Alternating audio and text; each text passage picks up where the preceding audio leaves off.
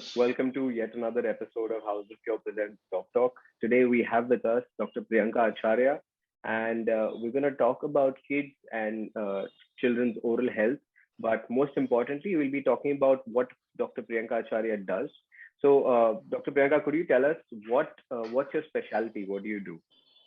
Hello, I am a pediatric dentist. Basically, I've achieved my master's in pediatric dentistry.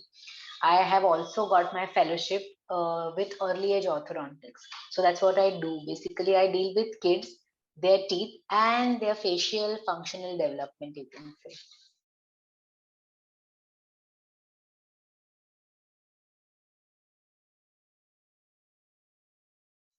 Okay. So, what kind of treatments are covered in pediatric dentistry? For people who are not aware of this field. Okay, so pediatric dentistry actually is, you can say, a very broad field, which comprises of all the aspects of dentistry that a general dentist does. I can say that what is added with pediatric dentistry is something like prevention, how they can encourage themselves to avoid getting cavities or any kind of malformations on the face or functions. Okay, another thing that we add as pediatric dentist to dentistry is the behavior management part. We have to every child is unique, and there is going to be a special way to treat every child. So that's what we do. We use more of tender love care while treating, a lot of other behavior management techniques that we use apart from what is done for adults. Yes.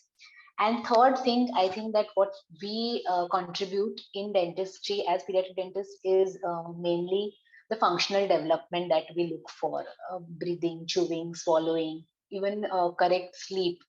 Those patterns can be developed and helped by us as pediatric dentists. Okay. So, Dr. Priyanka, could you tell us, what's like the most common type of treatment that you come across in your day-to-day practice, with kids? I think currently, if you ask me, more than 50% of children, even the statistics say that more than 50% of the children in India under the age of 5 years are affected by dental decay.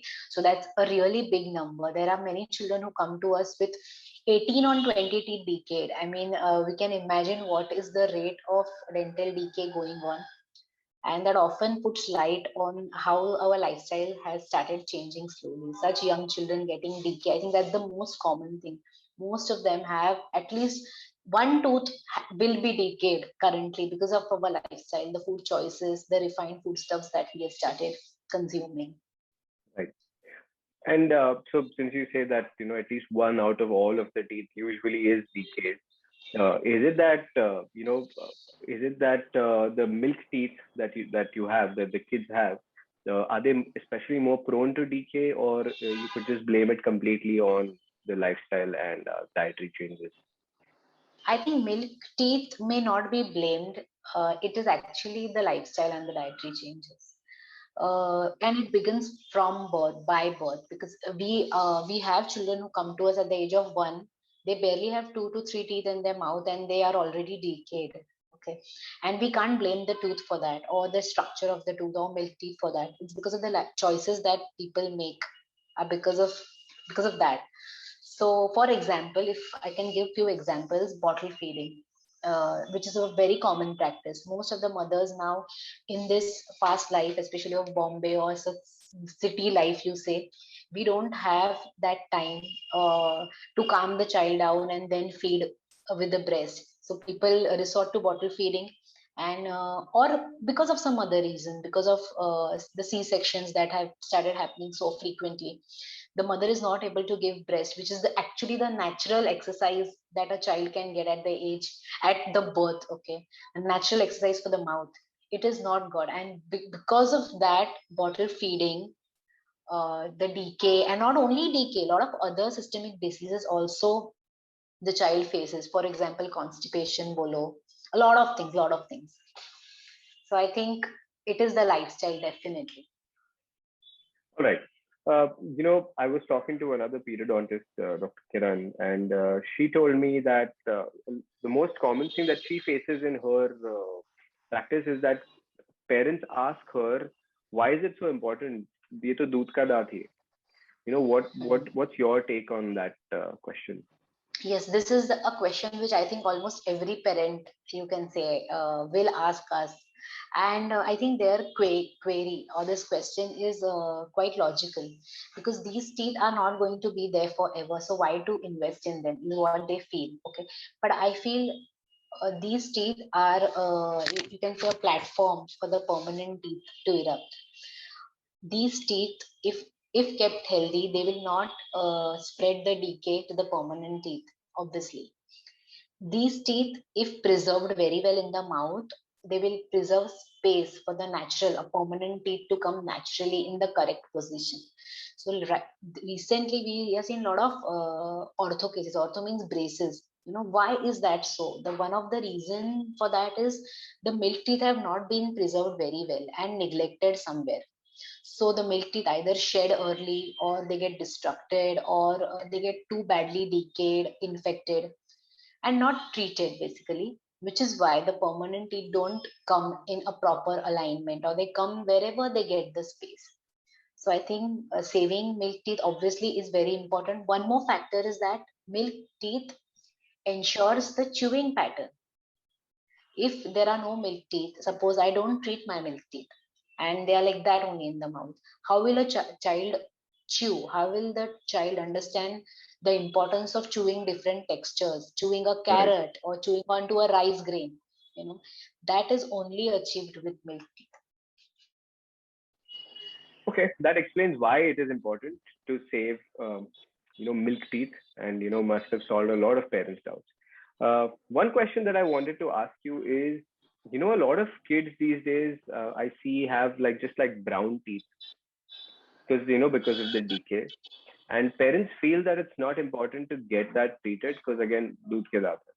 Now, of course, you gave us a opinion about the function and the chewing pattern that sets in and why it's important. But also, is there any value of the aesthetics of the teeth?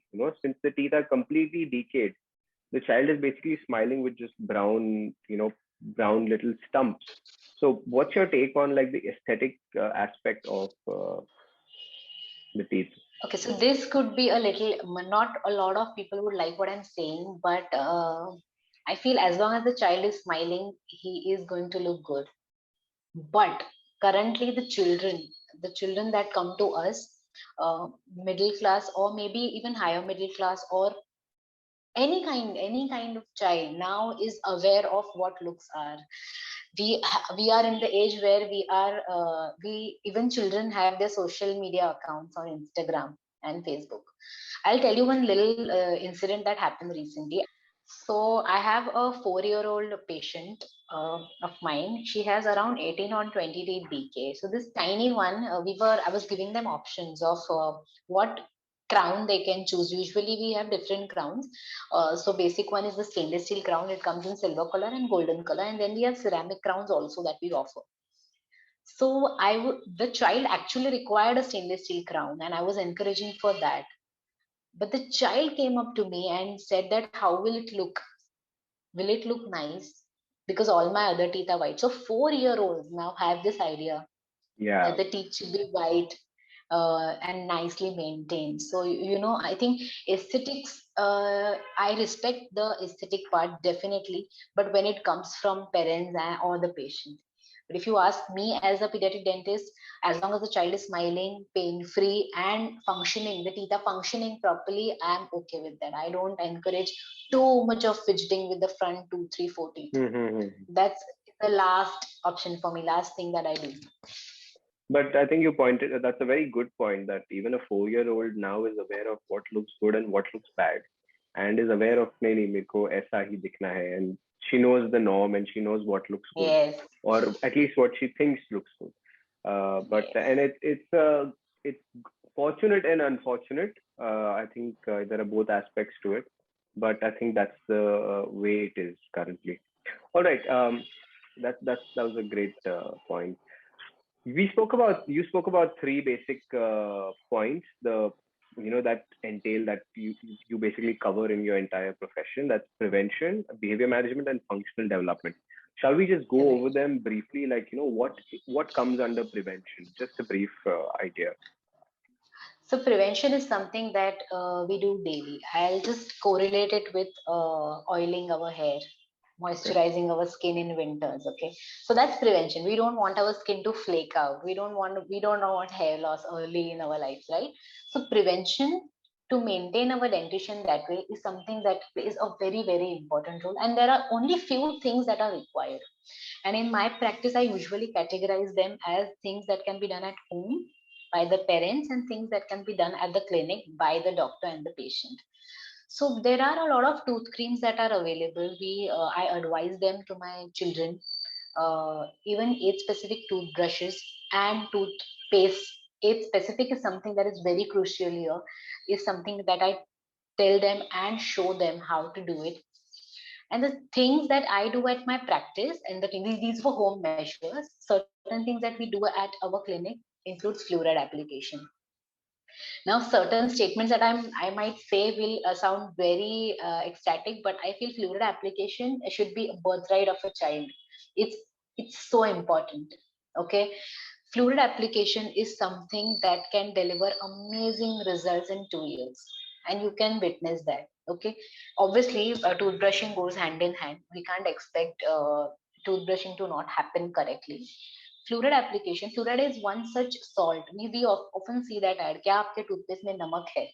So the क्या आपके मसूड़ों में तकलीफ है? हाँ, क्या आपके toothpaste में नमक है? टूथपेस्ट में नमक? हाँ, कोलगेट एक्टिव सॉल्ट में नमक है। इसका अनोखा फॉर्मूला अनदेखे कीटाणुओं को हटाए ताकि मसूड़े बने स्वस्थ और दांत जड़ से मजबूत। स्वस्थ मसूड़ों के लिए Colgate active salt toothpaste. Next, the namak that they talk about is not the common salt, not that namak. It's the fluoride salt, and that fluoride salt is obviously there in the toothpaste. Any fluoridated toothpaste, it will be there. But certain children, certain special cases, or basically all of them, need additional fluoride application unless and until their water is fluoridated. Okay, that's why you need to go to a pediatric dentist, because you don't know what is there in your mouth. You don't know how many teeth are decayed. You don't know which tooth requires a fluoride application. So I think that's how fluoride does wonders actually. So I often say that it's a birthright of the child, because it can be done right when the first tooth erupts in the oral cavity. Okay, and the second point that I like doing at my practice is sealing the teeth. There are a lot of children who develop decay in the milk teeth, so that is an alarm to us कि अभी permanent दांत भी बिगड़ने वाला है. Okay, so there are certain permanent teeth that come right at the age of 6, basically the permanent molars we call them. We seal them with a thin thread like material. It's thread like it flows into the deep areas of the tooth and seals them correctly, so that the food doesn't get lodged in those areas. So I think these two things are a part of prevention, and I think we should encourage them. Even the general dentist, I know a lot of general dentists who do that, and I feel very proud. We should be doing it. That's amazing. What about behavior management? What parts of behavior management do you contribute to, for a child's development? Okay, behavior management is something that is my favorite in pediatric dentistry. So managing behaviors can be done in the operatory or in the outside operatory. That could be in a hospital setup. So when we manage behaviors in the operatory, it's usually verbal. Like we may talk to the child, we may put some good movies or some cartoon things, or we may calm them with some good music. Basically, behavior management is to achieve a rapport with the child, so that he or she develops trust in the operator. Obviously, if somebody trusts me, a child trusting me is going to be happy with me, and that's what I look for, right? So behavior management includes a lot of other things, including voice modulation. Like a lot of times I have to raise my voice and tell that I am the boss here and you are not the one. Okay, obviously all of these things happen with the consent of the parent, Right. with keeping them in the loop. So we usually manage behaviors with this. So what is this? This is the pediatric triangle, where the parent and the dentist is here, the parent is here, and the tip is the child. It's a So child. it's with the help of all these three things that we do behavior management. We also use conscious sedation, that is use of laughing gas. But in my practice, I do it sparingly, like only in certain special anxious children. I do that. We also do cases under general anesthesia in case of children who are severely unwell or medically compromised. Yes, we do that too. But I think fun or challenge is in managing the child the way he comes to you, with his fears, with his uh, excitement, everything. Managing the child that way is more fun and challenging to me, at least Right, at my and practice. you can also see the development of a child who comes in as an anxious child and leaves Yeah. as a confident and a fearless child. So I think that must be a great journey for you to witness. Yes. Definitely. All right. Going to the third part, what about functional development? A lot of our viewers might not know what functional development is. Could you just go over that in like very brief? Yes, actually, I would like to mention my mentor, my guide, Dr. Ashwin Zavadekar here. He has been the one to encourage me into this. So he used to give us example of, we all of us have seen the movie. Most of us must have seen Tare Zameen Par. Okay, तो उसमें जो Ishan Awasthi, we would think that he's actually they have shown that he is dyslexic. He has some difficulty in learning basically, but that correlates to the functions or the phase that he had. So as we see Ishan Avasti, he used to keep his mouth open most of the time, breathe through his mouth. We've seen him sleeping on the bed with open mouth. Okay, his teeth were really proclined outside, the nose was like that. Okay, so that shows that he was a mouth breather. So what functional development is something that I can correlate with Ishan Avasti. Now I'm going to tell you 2-3 things. Now Ishan Avasti was little functionally also damaged. Obviously, I'm not commenting on the person, I'm commenting on the character. What happens is when our breathing, chewing, swallowing are incorrect, obviously the nutrients that are required by the body are not taken up. For example, a child who is a mouth breather, a person who breathes through mouth, maybe a child who snores at night, okay, they will breathe through the mouth. So the oxygen that has to be captured, that has to be taken by the blood is lungs, and the blood is not taken up to 100% of its capacity. That happens with the nasal breathing. Obviously the child is going to be less attentive in class and more sleepy throughout, right? At the same time, if the child is mouth breathing, when the child breathes through the nose, the entire development of upper jaw takes place naturally. When I'm breathing through nose, the air flows nicely through my upper jaw and reaches the lungs. We've heard of sinuses. So the air nicely rotates inside that. When the child breathes through mouth, again, that goes missing, which is why we've seen children with long faces and flat cheeks. People are doing Botox for that, get a cheekbone dikhe. But if they breathe through nose, naturally they're going to get a nice facial structure. Similarly, we see children who are thumb sucking. Obviously, that denotes that they are not chewing properly. Their tongue posture is not correct. And the child who is not eating well, breathing well, is obviously not going to sleep well. And if he's not sleeping well, how will we expect him to concentrate in the class next day morning with Right. so many books and so many repeated lectures? So I focus a lot on functional development at my practice, and we are getting very good results. uh, I think it's the in thing now, and it's going to this field is also going to develop in the coming few years. And it's important. It's important for the general population to understand what functional development is and why it is important in the overall well-being of their child. Right. I think we've covered like a lot of what you do in general. Is there any take-home message that you would like to give our parents? I think this is very basic that I'm gonna tell, and I don't think I'm gonna tell something new, but I think we are what we eat. Okay, so if we eat well, if we eat something that is going to give exercise to your teeth, obviously it is going to give exercise to the muscles. It is going to give good fiber to your teeth to naturally clean the teeth. We don't need Right. brush ka fibers to clean the teeth. Okay, so that's how it is. Eight specifically, we need to encourage develop eating patterns. We should not be afraid to give a child a piece of carrot कि खा ले खुद से देख होता है क्या. 1 year old, a 1 year old, my teacher used to tell me, a 1 year old child can sit next to you and eat everything from your plate. Are we doing that right now? If we are doing that, then obviously there is nothing to fear. Give children foods of different textures and they will be fine. Like we go to the gym, we do exercise and we get good muscular development. That's what good food, chewy, good food does to the overall face, especially this part, Right. which is primary for breathing, chewing, swallowing, and sleep as well. So I think we are what we eat, and it is applicable to dentistry as well.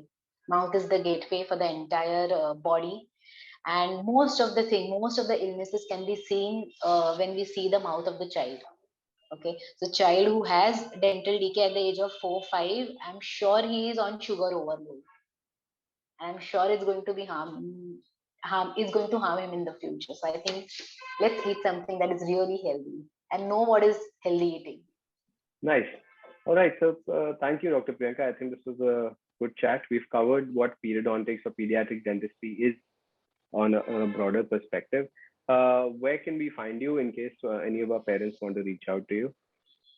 My clinic is in Ghatkopar East. I am also available at House of Cure on consultation basis. Obviously, we don't mind reaching to our patients wherever they want us to be there. So House of Cure is also a very good place for me to be. So It was thank you so really much. nice. Thank you so much for having me. Thank you. Thank you so much, Dr. Priyanka. This was a nice chat.